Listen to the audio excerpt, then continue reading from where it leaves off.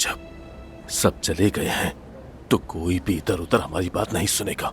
अगर बोर्ड को पता चल जाए तो बर्बाद हो जाएंगे। आई थिंक मेरे आने की जरूरत नहीं है। क्या बात तुम्हारी हो रही है सारा, या हम तुमसे बात कर रहे हैं मेरी जान? हाँ, मुझे तो ऐसे ही लगा। मुझे तो किसी ने कुछ बताने की जहमत ही नहीं की। लगता है इंटर्नी डॉक्टर से बात करने की जरूरत नहीं समझी जाती। हुरैन, खुदा के वास्ते छोड़ भी दो ये इंटर्नी वाली बातें। तुम भी डॉक्टर हो, खत्म करो ये खुद को कमतर समझना। अपने आप को हमसे अलग मत समझो।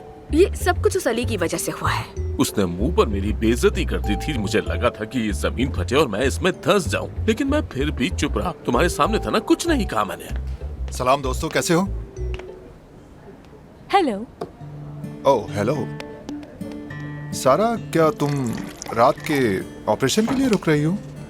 वैसे तो कोई काम नहीं है मुझे, रुक जाऊं क्या? नहीं, वो मैं भी सर्जरी के लिए जा रहा था इसीलिए पूछा। तो किसी को तो मेरे साथ वहाँ मौजूद होना चाहिए ना। क्या हाल है दोस्तों? मैं कॉफी लेने जा रहा हूँ। आप सब तैयार हैं ना रात के लिए? हाँ भाई, तैयार है, लेकिन मैं बहुत नर्वस हूँ। बहुत प्रेशर है ऐसे मौके पर। पता नहीं क्या हो जाता है, पहले भी ऐसा होता था। आई होप कि कुछ गलत ना हो। मेरा इस मामले से कोई ताल्लुक नहीं है। रिकॉर्ड कर लो प्लीज। सारा, ये तो ज्यादती है। थोड़ा एहसास करो, हम एक टीम है यहाँ। अरे दोस्तों,